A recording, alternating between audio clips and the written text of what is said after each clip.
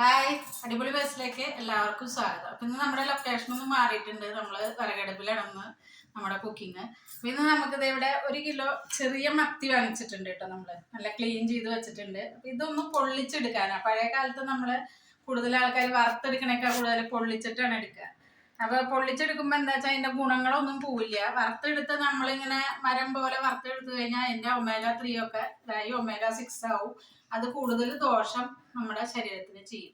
ഇങ്ങനെ ആവുമ്പോൾ എന്ന് വെച്ചാൽ നമ്മുടെ മത്തിയുടെ ഗുണം പോവില്ല എന്ന നല്ല ടേസ്റ്റിൽ നമുക്ക് ഉണ്ടാക്കുകയും ചെയ്യും. അതിന് വേണ്ട സാധനങ്ങളാണ് ഞാനിവിടെ എടുത്തു വെച്ചിരിക്കുന്നത്. ഞാനിപ്പോൾ കുറച്ച് ഇതിന് മെയിനായിട്ട് വേണ്ടത് പുളിയുടെ കൂമ്പലയാണ്. പക്ഷെ ഇപ്പൊ വേനൽക്കാലം ആവുകൊണ്ട് നമുക്ക് കൂമ്പല കിട്ടിയില്ല. അപ്പൊ ഞാൻ കുറച്ച് പുളിയില എടുത്തിട്ടുണ്ട്. ബാക്കി നെല്ലിക്കയാണ് എടുത്തേക്കണേ കേട്ടോ, പുളിക്ക് വേണ്ടിയിട്ട്. നമ്മുടെ നാടൻ നെല്ലിക്ക. അപ്പൊ ഇപ്പൊ നെല്ലിക്ക ഇഷ്ടം പോലെ വരുന്നുണ്ട്. അപ്പൊ നെല്ലിക്ക ഒരു 5 നെല്ലിക്ക എടുത്തിട്ടുണ്ട് പുളിക്ക് വേണ്ടി. പിന്നെ ഒരു വലിയൊരു ഇഞ്ചിയുടെ കഷ്ണം, പിന്നെ ഒരു 10-12 പച്ചമുളക്, കുരുമുളക്, പച്ച കുരുമുളക് കേട്ടോ. പിന്നെ ഒരു 10-25 ചെറിയ ഉള്ളി, കറിവേപ്പില. പിന്നെ അതിലേക്ക് നമുക്ക് കല്ലുപ്പ് എടുത്തിട്ടുണ്ട്. ഇതൊക്കെ കൂടിയിട്ട് നമുക്കൊന്ന് അരയണ്ട, ഒരു വിധം ഒന്ന് ഇങ്ങനെ ചതയ്ക്കാനും പള്ളി അറിയാനും പള്ളി ആ ഒരു പരുവത്തിൽ ചതച്ചതിൻ്റെ കുറച്ച് മുന്നിൽ നിൽക്കണം. എന്നാൽ ഭയങ്കരമായിട്ട് പേസ്റ്റ് ആവാനും പാടില്ല. ആ ഒരു ഇതിൽ അരച്ചെടുക്കണം. അതിൽ മഞ്ഞപ്പൊടി, മുളക് ചുവന്ന മുളക് ചേർക്കുന്നില്ല കേട്ടോ. വെളിച്ചെണ്ണ, ഉപ്പ്, ഇത്രയാണ്. പിന്നെ നമുക്ക് പൊള്ളിച്ചെടുക്കാനായിട്ട് ഇലയുണ്ട്. ചട്ടി ഇവിടെ എടുത്ത് വെച്ചിട്ടുണ്ട്. നമുക്കിതൊന്ന് അരച്ചെടുത്തിട്ട് ബാക്കി കാണിക്കാം. നമ്മളിത് ഇങ്ങനെ അരച്ചെടുത്തിട്ടുണ്ട് കേട്ടോ. തരുന്നതിന് ഒരുപാട് അരഞ്ഞിട്ടില്ല, എന്നാൽ ചതഞ്ഞ പരുവമല്ലോ, കുറച്ചൊന്ന് ഇതായിട്ടുണ്ട്. അപ്പം ആ ഒരു പരുവത്തിൽ അരച്ചെടുക്കണം. നമുക്കിത് ചട്ടിയിൽ അടിയിൽ ഇത്തിരി എണ്ണ ഒന്ന് തടവി കൊടുക്കാം. നമ്മൾ ചട്ടി അടുപ്പത്ത് അങ്ങനെ വെക്കുകയല്ലേ, വെള്ളമൊന്നും ഒഴിക്കണില്ല അതിൽ. അപ്പോൾ നമുക്ക് ചട്ടിയിൽ എണ്ണ തടവിയില്ലെങ്കിൽ അടി കരിയും. ഇതിൽ നമ്മൾ ഇല വാഴയിലയാണ് കേട്ടോ. ഇതിന് വാട്ടൊന്നും വേണ്ട. ഞാനൊരു 2 ഇല വെച്ച് കൊടുക്കുന്നു കേട്ടോ.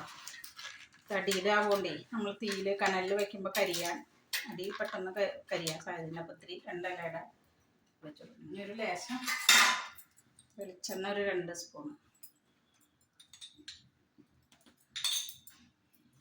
ഇനി നമുക്ക് ഈ മസാല അതിലൊന്ന് മിക്സ് ചെയ്ത് കൊടുക്കാം.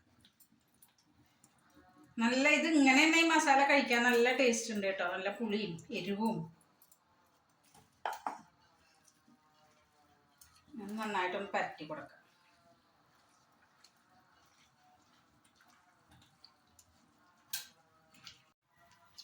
തീ കത്തി നല്ല കനലായി കിടക്കണ്ടേട്ടോ. ഇതിന് തീ ഒരുപാട് കത്തേണ്ട ആവശ്യമില്ല, കനലാണ് വേണ്ടത് നമ്മൾ പൊള്ളിച്ചെടുക്കണം. അപ്പം ഞാൻ ഇത് റെഡിയാക്കിയിട്ടുണ്ട്.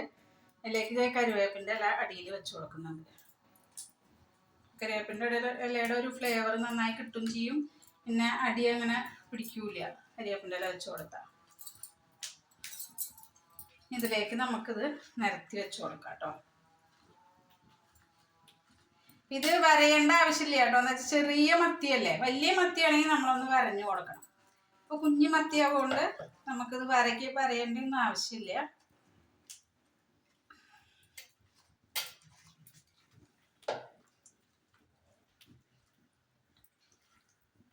ഞാൻ എൻ്റെ മുകളിൽ കൂടെ ഒരു ലേശം വെളിച്ചെണ്ണ ഇങ്ങനെ ഒന്ന് ഒഴിച്ചു കൊടുക്കുന്നുണ്ട് കേട്ടോ.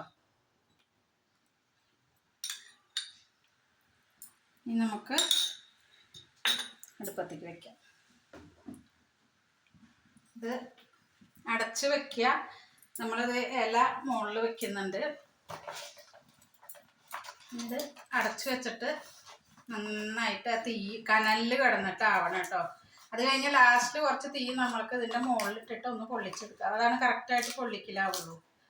ഇതിനൊന്ന് നന്നായി അടച്ചു വെച്ച് കൊടുക്കാം. ചെറുതായിട്ട് തീ കത്തുണ്ട്, ഒരുപാട് കത്തിക്കരുത്.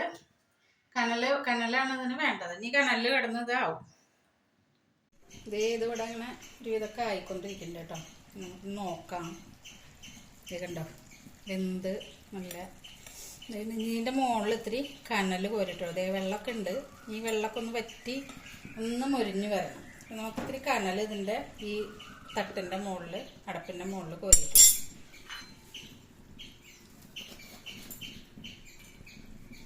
എന്താ വെച്ചാൽ മോൾ ഭാഗത്തുനിന്നും അതൊന്ന് പൊള്ളി കിട്ടും നന്നായിട്ട്.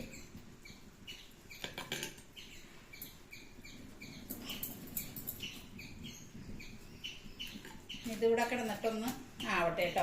ഒരു 10-15 മിനിറ്റ് ഇങ്ങനെ ഇരുന്നിട്ടൊന്ന് ആവണം. നമ്മുടെ മീൻ പൊള്ളിച്ചത് ഇത് ഏകദേശമൊക്കെ ആയിട്ടുണ്ട് കേട്ടോ.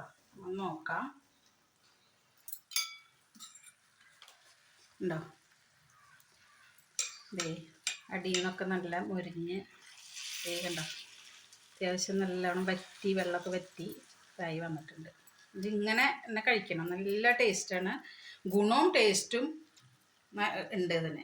നല്ല സൂപ്പർ ടേസ്റ്റാണ്. അപ്പോൾ എല്ലാവരും ഒന്ന് വീഡിയോ കണ്ട് ഇഷ്ടപ്പെടുകയാണെങ്കിൽ സബ്സ്ക്രൈബ് ചെയ്യുക, കമൻസ് അറിയിക്കുക, ബെല്ലൈക്കനോട് ഒന്ന് അമർത്തി കൊടുക്കണം. എല്ലാവർക്കൊക്കെ ഒന്ന് ഷെയർ ചെയ്ത് കൊടുക്കുക. അപ്പോൾ ഇങ്ങനെയൊക്കെ മത്തി വാങ്ങുമ്പോൾ ഉണ്ടാക്കി നോക്കൂ.